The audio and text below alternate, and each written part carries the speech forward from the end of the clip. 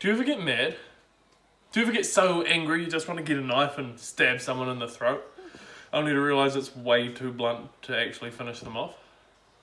Yeah, me either, but I like to be able to cut tomatoes pretty easily, so today I'm going to teach you how to sharpen knives. This is a job that can mean you can shave the hair off your arm with just a knife, no need to spend money on razors.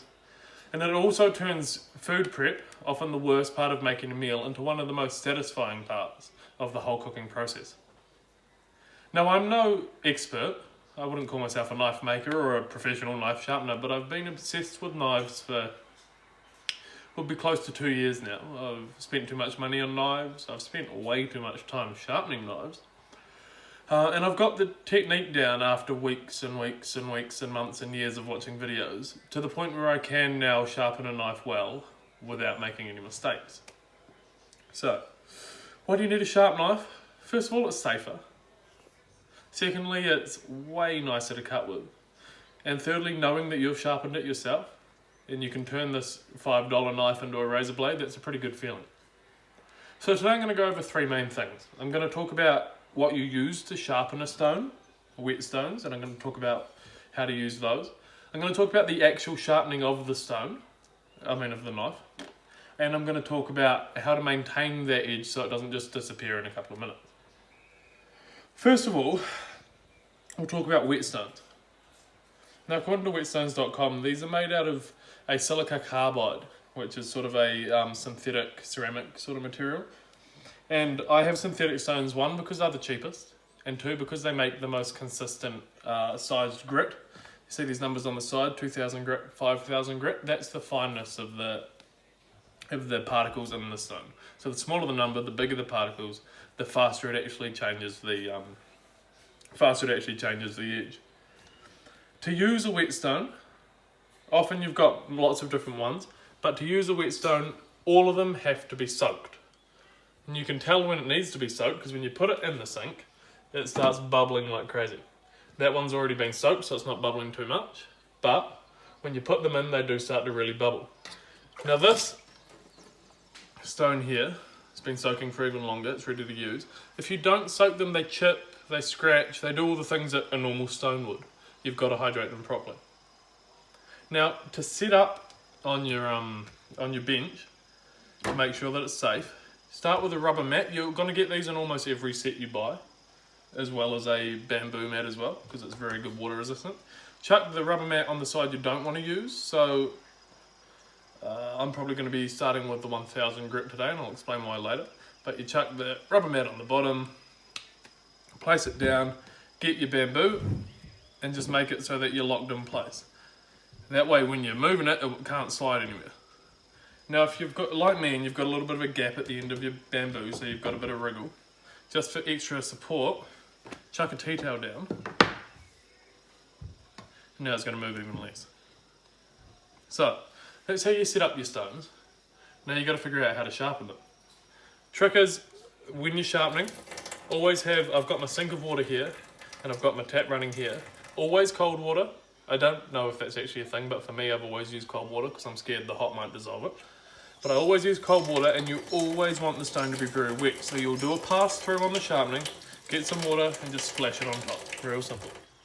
And the trick is to always move away from the cutting edge.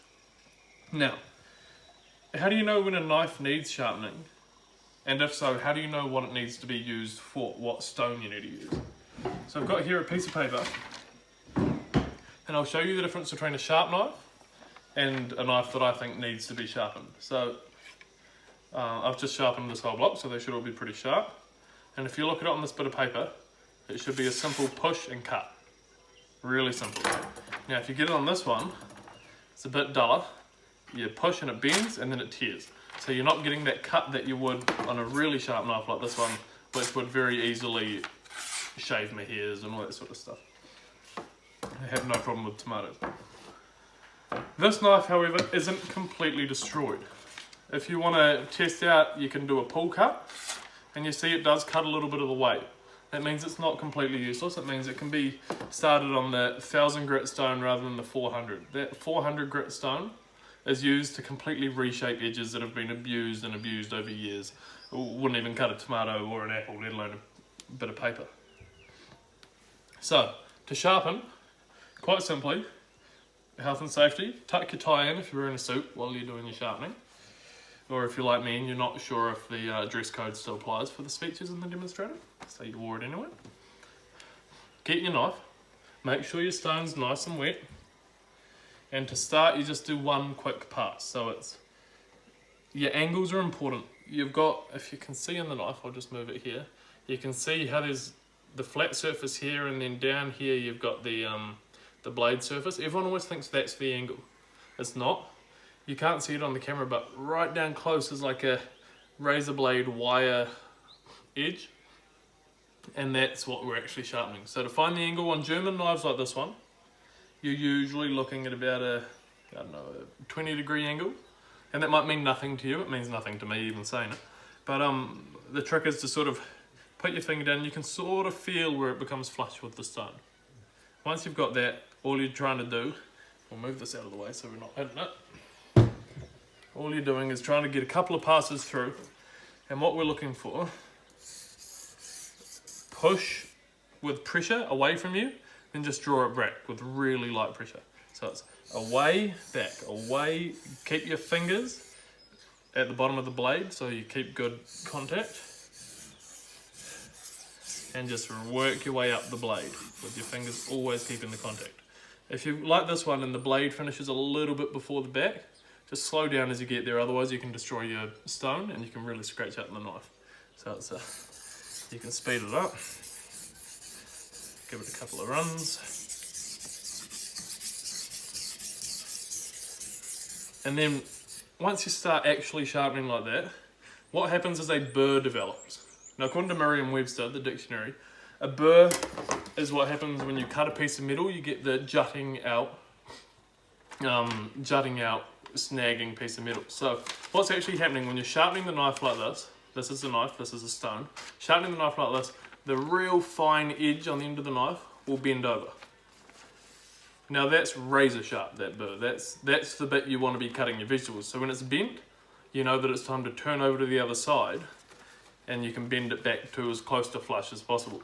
So with this knife, you'd run it through a couple of times, making sure it's flush and making sure to put decent effort onto all parts of the blade, so you're making a nice consistent edge and also keeping it wet the whole time. Keep sharpening, and probably after only 2 or 3 passes, because this is a very, it's not completely blunt, this knife, the edge is still pretty fine. If I run my thumb along there, you can sort of feel it just catching the skin, and I can here. So you can feel that it's really just a really, really small, but a slight catch. That means the burr's developing. So probably one more pass through and that'll be ready to go.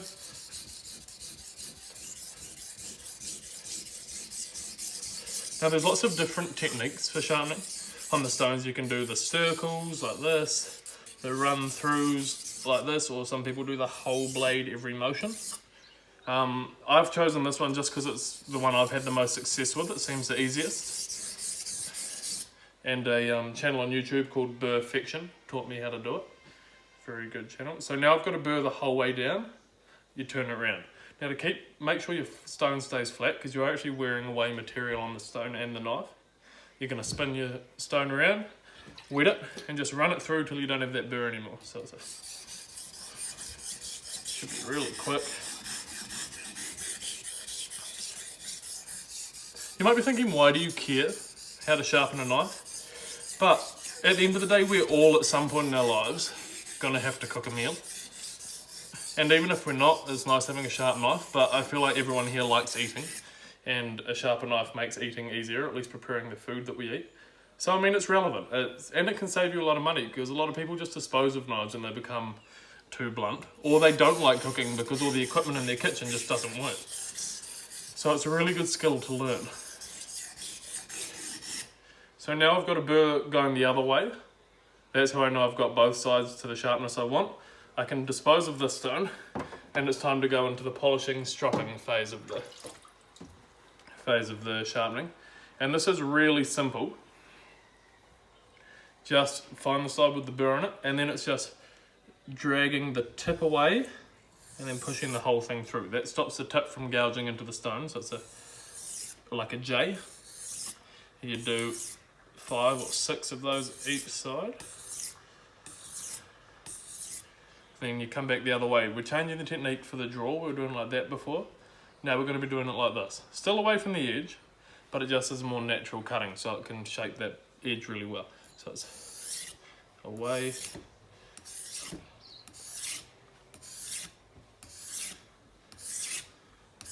And this doesn't really form a burr. And it doesn't require pressure either way. It's just sort of you're gliding it over. And that's because all we're doing now is polishing and really straightening that edge. So before it was pretty sharp, but it would have had a bit of some jagged. It wouldn't have been too sharp. It would have cut the paper, but it would have been quite rough. This is just to get that really clean edge. A good trick is to do 8 times one way, always symmetrical, so always the same one way or the other. Go 8 times one way, and then go 8 times back, and just work your way down in multiples of 2. So you go 8, 6, 4, 2 until you're down to individual strops, they're called. And wet it every time, so we'll do 4 here, 4 here, 2, 2. And what this does is it just gets us closer and closer to middle each time. And then you just do a couple of runs of the 1. And that's how, now we've developed the edge. No more shaping needs to be done. Now it's just about how polished we want to get it. So that's done. What we do now is we turn over to our 5000 grit. That's a polishing stone. That's all we really use it for. You would never shape an edge with this. It just won't move the material enough. But get some water on that, make sure it's clean. And then just run it through one at a time, maybe 10 times. 5, 6, 7, 8, 9, 10. Now that should be pretty sharp. So if I give that a rinse off, we should have no trouble cutting through some paper now. Let's just dry that up.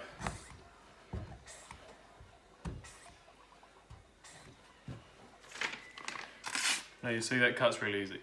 Now, it's still not going to cut as well as this knife. If I just push it down, so you've still got resistance and it's still going to tear a little bit. This knife here, really easy to cut with. And that's because the final finishing stage, you want to strop your knife on a piece of leather, maybe newspaper if you don't have any leather lying around. Just really simple, down and away from the blade. Now I don't have any leather strops specifically made, but all it needs is good leather, and I've got a leather belt on, so this should work if you just draw away from it. See, I'm drawing away from the blade. Wouldn't recommend this at home, you could cut yourself. Take the belt off maybe, but you don't want to break the dress code. And just draw away along the leather, real simple, not much force required, and that'll really polish up the blade. And now it should just cut through like butter, so it's really easy. And even you probably can't see it or hear it quite as well because of my microphone and camera aren't quite good enough, but the difference in cut there wasn't that it cut, because it cut before, but it's just so clean. There's no tearing of the paper at all. You can feel it really just cutting through. And you're able to just get it on the edge and just push it down. Oh, that tore. But just push it down and it cuts through. You don't have to do as much of a pull. So, now you've got your blade sharp. I'll put that one away. Now you've seen what a sharp knife looks like. Now you've got your knife sharp, you're thinking, well, I just put in all that work. How do I make sure it doesn't go blunt like it does every time I use it? And there's a number of things you need to do to both maintain and look after the knife in everyday use. Biggest rule, don't put the knives in the dishwasher. Dishwashers, according to how stuff works, dishwashers gets up to 140 degrees Fahrenheit. Now when you combine that heat with all the chemicals that you've got in a dishwasher with the tablets and the dishwashing detergent, it just destroys the blades. Not to mention, if you've got a wooden handled knife, it destroys the handle too. You can see this one's been through a few times. Not everyone in the family respects knives quite as well. But that's the biggest rule. That's going to kill them. It means what should be a sort of once every couple of months process, if that, becomes a once a week. They just die. Secondly, when you're cutting, avoid things like bones. knives aren't really made to go through bones. If you've got an old cleaver or, you know, a really old knife that you don't really care about, use that to just hack through the bones or just cut around the bone. Bones, when these edges are really thin, like they are, a bone can chip them, it can dull them, and it depends on the hardness of the knife as well, how you're going to look after it. So there's something called a Rockwell scale, and that measures the hardness of metal. The harder the knife, the longer it's going to hold an edge, but the harder it is to sharpen, and the more likely it is to break. So this knife here is quite soft. German knives tend to be quite a bit softer, which means that I can hit this against a bone, it'll be fine, it'll just dent, and I'll be able to shape it really easily on those smaller stones. But the edge won't last as long, so you're going to have to sharpen it more. That's fine, sharpening's easy on soft knives. This sharp knife here, this is a Japanese knife, and this has a much harder, probably heat treated to like 61 on the Rockwell scale. Now I don't know what that means scientifically, but I do know it means the edge is going to last way longer, and it's going to be able to get much sharper. The only issue is, if you go and smack it against the chopping board or you do too much rocking back and forth on a board and it gets caught in the board, you're more likely to get little chips. And there aren't now that I've sharpened it, but I remember when I got back to New Zealand, there were some chips in this blade. So unless looked after with the knowledge of that, it can be a problem. Most people don't have to worry too much about it. Just if your knife keeps getting dull, you know, every month instead of every 2 months, probably a slightly softer knife. Finally, a great way to maintain an edge is one of these. It's called a honing steel or a sharpening steel, or some people just call it a steel. And all this does, so you've got your, oh, I need another piece of paper. We'll use this. So you've got your edge, super sharp, just like this, and you're cutting with it. And because it's so thin, it bends a little bit. Now, you've already got that sharp edge, so there's no need getting a stone to just grind it all away and completely recreate the edge. What you can do is you use one of those sharpening steels, and instead of removing material, all it does is bend it back. So that's just there to straighten. So you get your steel here, and you get your knife, and you just run it at about the same angle you were, or as close to as you can. You can't get it perfect. At the same angle as you were sharpening. Just down, down. This one's more into the edge, not against it.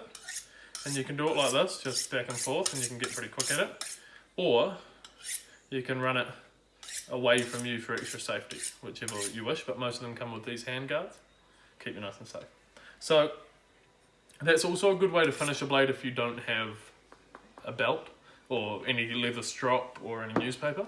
You're just able to really sort of hone it in, and that'll be super sharp again. So the key takeaways for looking after the blade: don't dishwasher it, chuck it under some hot water, scrub it dry, 10 seconds. Don't chuck it in, another thing, don't chuck it in a drawer, like one of these knife drawers. You can't see it. Knife and fork drawer, everything goes in your knife and fork drawers.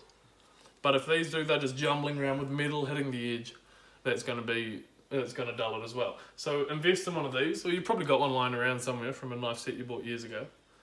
Good way to hold them. Doesn't matter if it's side up or side down, the wood doesn't damage the edge. And it's also quite nice looking, and it means they're always there and they're reachable.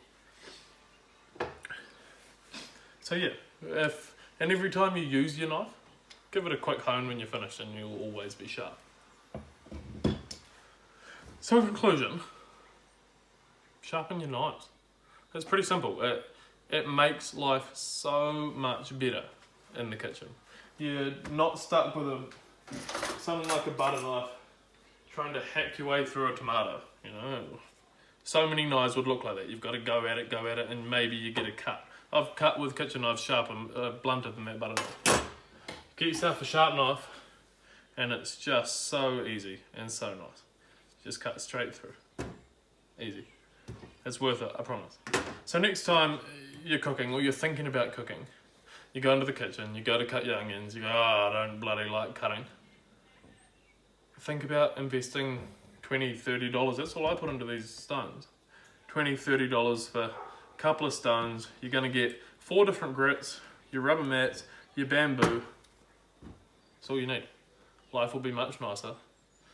Knives will be much sharper. And all your friends that come around and go, wow, you got sharp knives, you can make sure they behave, because it'll be sharp enough to stab them in the throat. Thank you.